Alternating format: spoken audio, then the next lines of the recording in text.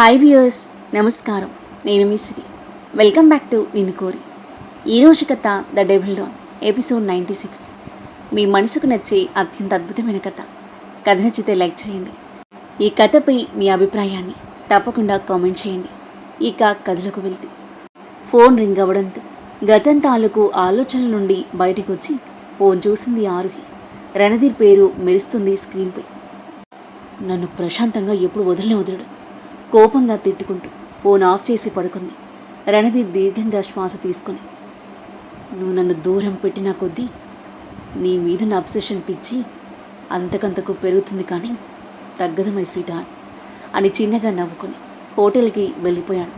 తన క్యాబిన్కి వెళ్ళి వర్క్లో నిమగ్నమైన రణధీర్ డోర్ నాక్ చేయడంతో కామెంట్ అని అన్నాడు.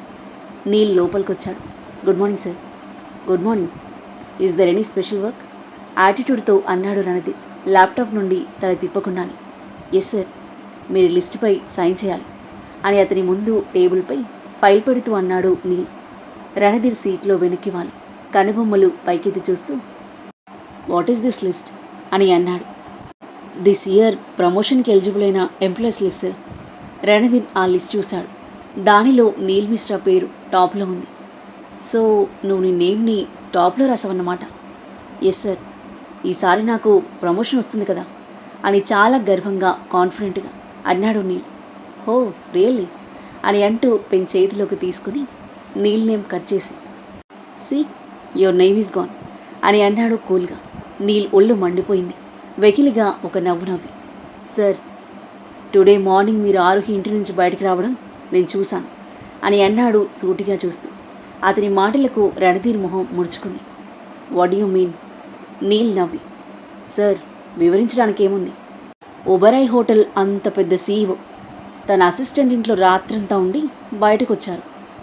రణధీర్ చక్రవర్తి గారు, మీకు ఆరుహికి మధ్య ఏం జరుగుతుందో చూడలేనంత మూర్ఖుని కాదు నేను. మీరు ఈ హోటల్లో అడుగుపెట్టినప్పటి నుంచి ఆరుహి బిహేవియర్ మారిపోయింది.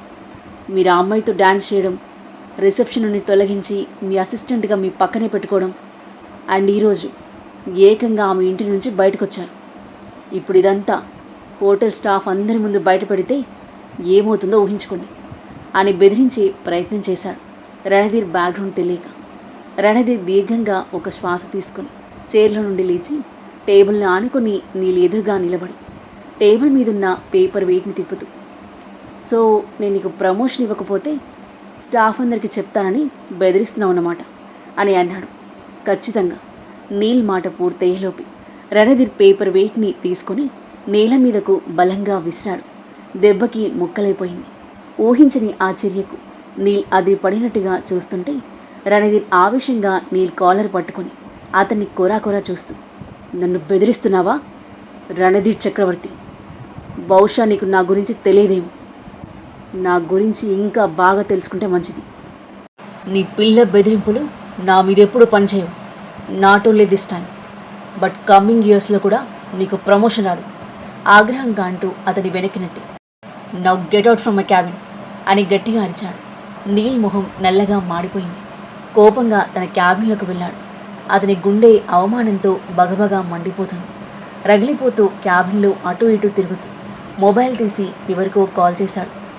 బోలో నీల్జీ, అఖ్తర్, మా హోటల్ సీఈఓ రణధీర్ చక్రవర్తి అసిస్టెంట్ ఆరుహి, వారి గురించి నాకు కంప్లీట్ ఇన్ఫర్మేషన్ కావాలి. వారి డీటెయిల్స్ అండ్ ఫొటోస్ మీకు సెండ్ చేస్తాను. ఓకే జీ, పని పూర్తయ్యాక కాల్ చేస్తాను. నీల్ ఫోన్ కట్ చేసి పాకెట్లో పెట్టుకొని, మిస్టర్ రణధీర్ చక్రవర్తి, నీ గురించి అంతా తెలిసాక అప్పుడు నేనేం చేస్తానో చూడు అని రగిలిపోతూ తన సీట్లో కూర్చున్నాడు. రణధీర్ ఈవినింగ్ హోటల్ నుండి డైరెక్ట్గా ఆరుహి దగ్గరకు వచ్చాడు. కాలింగ్ బెల్ మోగడంతో నిద్రలో ఉన్న ఆరుహి మేల్కొని డోర్ ఓపెన్ చేసింది. రణధీర్ చేతిలో ఫ్లవర్ బొకేతో దర్శనమిచ్చాడు. అతని చూడగానే ఆరుహి మొహం మరింత వాడిపోయింది. రణధీర్ ఫ్లవర్ బొకేని ఆరుహికి అందించి తన నుదుటిపై చేయి వేసి, ఇప్పుడు ఎలా ఉన్నావు డియర్ అని అడిగాడు. ఆరుహి వెనక్కి అడుగు వేసి, now I am fine sir అంది. ఆమె మాటలకు రణధీర్ నవ్వుతూ, యు ఆర్ వెరీ స్టబర్న్. నీ హస్బెండ్ నేను ఎంతగానో ప్రేమిస్తుంటే నువ్వేమో నా నుండి పారిపోతున్నావు. నీ కోసం నేను 7 సముద్రాలు దాటొచ్చాను అని అన్నాడు. ఎలా వచ్చారో అలాగే వెళ్ళిపోండి. ఇక్కడ టైం వేస్ట్ చేసుకోకండి అని కటువుగా చెప్పేసి లోపలికొస్తుండే తన వెనుక లోపలికొచ్చాడు రణధీర్. మరి ఈ రణధీర్ ఎక్కడుంటున్నాడో కూడా అడగలేదు. హోటల్లోనా ఇంట్లోనా అని అంటూ ఆమెను గోడకు ఆనించి తనకి ఇరువైపులా గోడకు చేతులు ఆనించి లాక్ చేశాడు. విసుగ్గా అతని కళ్ళలోకి చూసింది ఆరుహి. రణధీర్ సమ్మోహనమైన చిరునవ్వుతూ అలాగే అడ్మైరింగ్గా చూస్తున్నాడు. నువ్వు ఇక్కడ నుండి వెళ్ళు అంది ఆరుహి మొహం పక్కకి తిప్పుకుంటూ. నేను వెళ్ళకపోతే ఏం చేస్తావు అన్నాడు చెరగని చిరునవ్వుతూ. ఆరుహి అసహనంగా చూస్తూ నువ్వు వెళ్తున్నావా లేదా అంది. రణధీర్ వెళ్ళను అన్నట్టుగా కూల్గా తల ఊపాడు. నేను ఎక్కడుంటున్నానో నువ్వు అడగలేదు కదా. అది తెలుసుకోవాలని ఇంట్రెస్ట్ నాకు లేదు.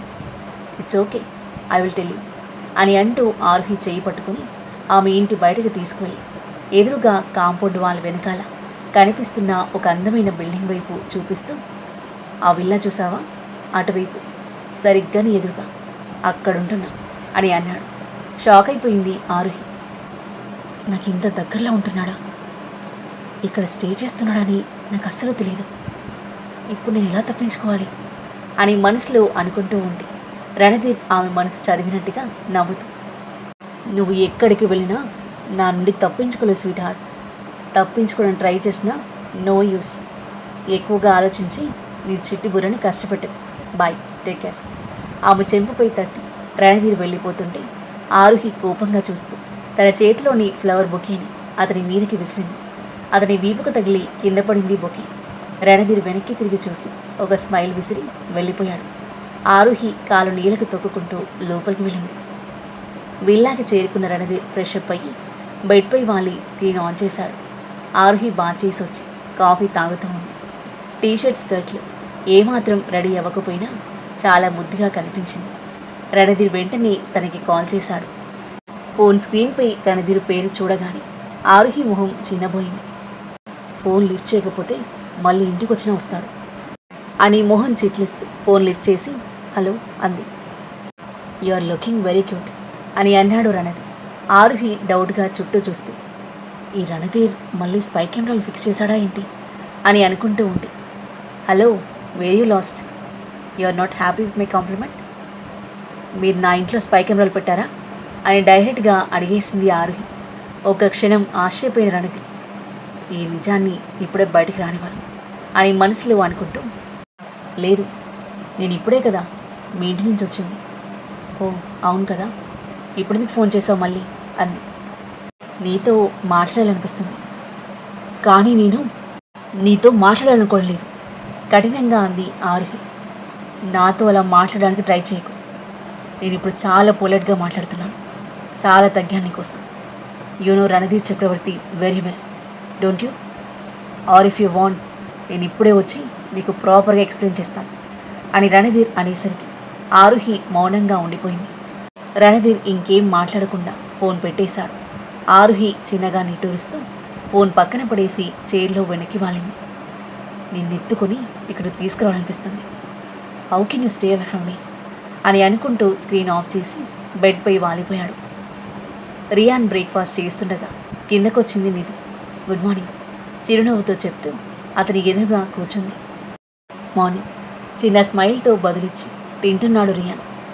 రియాన్, ఈరోజు నైట్ తాజ్లో ఫ్యాషన్ షో ఉంది. నేను డిజైన్ చేసిన డ్రెస్సెస్ కూడా షోకేస్ చేయబోతున్నాను. And it's my first show. I want you to be there with me. వస్తావు కదా అని అడిగింది ఆశగా. రియాన్ ఒక క్షణం ఆలోచించి ఓకే వస్తాను అని అన్నాడు. నిధి మొహం వెలిగిపోయింది. థ్యాంక్ యూ సో మచ్ అంది హ్యాపీగా నవ్వుతూ. రియాన్ చిన్నగా నవ్వి తినడం కంప్లీట్ అవ్వడంతో తనకి బాయ్ చెప్పి వెళ్ళిపోయాడు.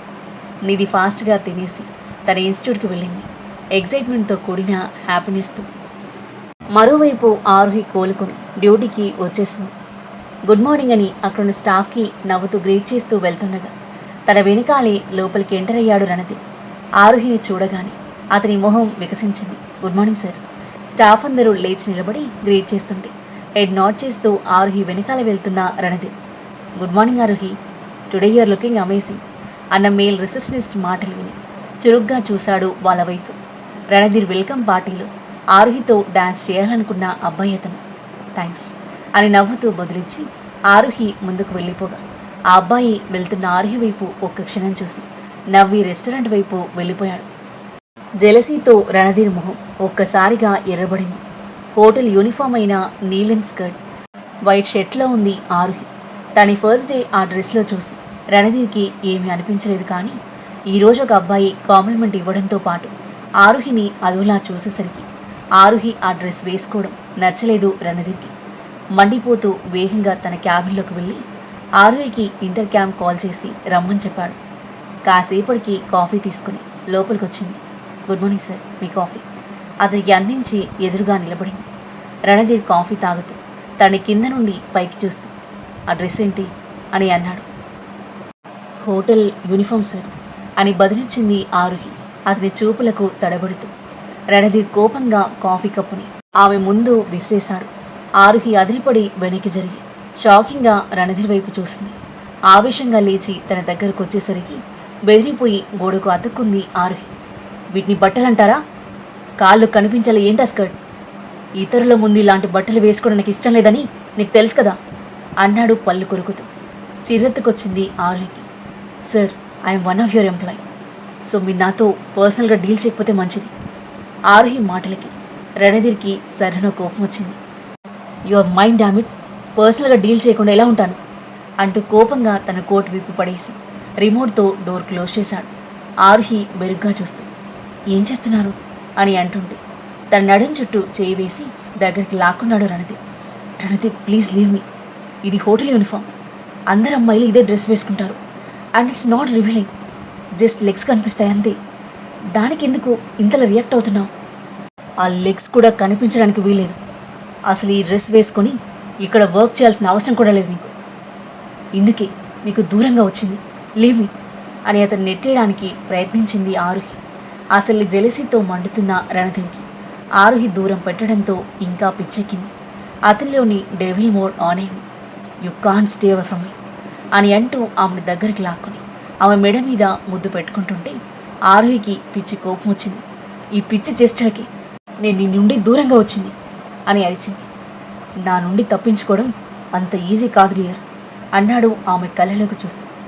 అయితే నన్ను ఒక్కసారి చంపేసి బాధతో కూడిన కోపంగా అంది ఆరుహి. రణధీర్ ఆమె కళ్ళలోకి చూస్తూ, నువ్వు నా ప్రాణం, నా ప్రాణాన్ని నేనే ఎలా తీసుకోగలను? నా కళ్ళలోకి చూసి చెప్పు, నువ్వు నన్ను ప్రేమించట్లేదా, హేట్ చేస్తున్నావా అని అన్నాడు. ఆరుహి కళ్ళ నుండి కన్నీళ్లు చెంపల మీదుగా జారాయి. ఆ కన్నీళ్లను చూసి వెనక్కి తగ్గాడు రణధీర్. ప్లీజ్ రణధీర్, నాకు దూరంగా ఉండు, అదే మనిద్దరికి మంచిది అని ఆరుహి అర్థిస్తుంటే రణధీర్ ముందుకొచ్చి భావోద్వేగంతో ఆమెను గాఢంగా కౌగిలించుకున్నాడు.